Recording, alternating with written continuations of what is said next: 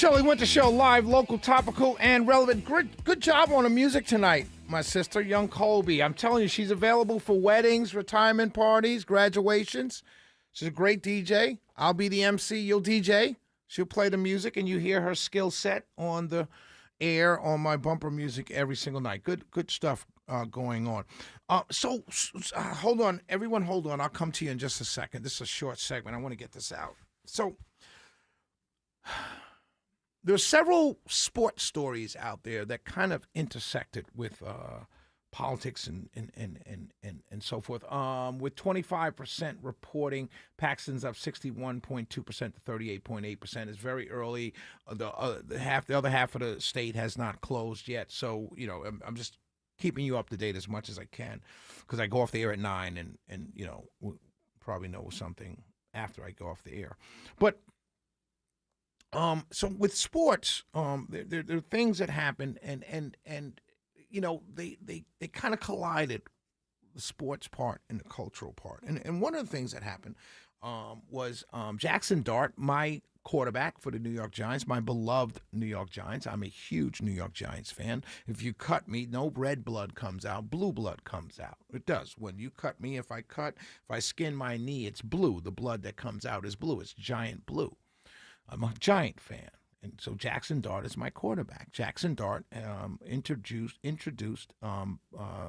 President Trump at a rally in New York or New Jersey. I can't remember where, just last week, right? No big deal. Hey, it's my honor and my pleasure to introduce the President of the United States. And President Trump came on the stage, said this guy's going to have a great future, is a future Hall of Famer, and Jaxon Dart got the chance to introduce the President of the United States. I had no problem with it whatsoever. Good for you, young man. Abdul Carter, who played for University of Georgia, tweeted out after he saw it, he says, at first I thought this was AI. What are we doing, man? Right?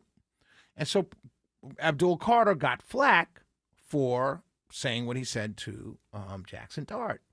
And I thought to myself, well, it was two grown men on the same team. It's not like Abdul Carter is going to sit out because Jaxon Dart introduced the president. It's not like Jaxon Dart is going to apologize for introducing the president. Two grown men, they'll work it out. I had no problems with either one doing what they did. I had no problems with Jaxon Dart introducing the president of the United States. It's a great honor. I would have taken it up. I would have taken that opportunity as well. How many times in your lifetime will you shake the hand and introduce a president of the United States, a sitting president? It's a big deal. And Abdul Carter voiced his opinion on it, and he has every right to do that. And then this past Monday, I think, they talked it out, and Abdul Carter sent out a tweet saying, me and JD6 or whatever his Twitter handle is, we're good. We're good.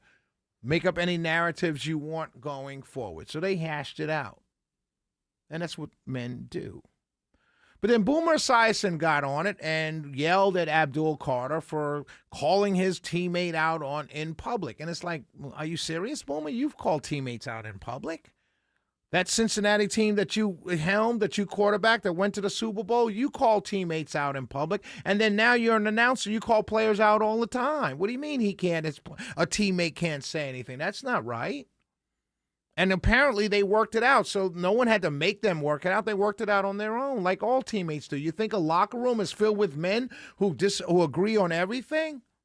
I'm sure there are plenty of conversations that go on in professional locker rooms in sports all around the world over politics, over women, over music, over all kinds of things. I mean, it's normal. So it's okay. And I like the way they handled it. I like the way my team handled it. Some former players, Jumbo Elliott as an offensive lineman, retired.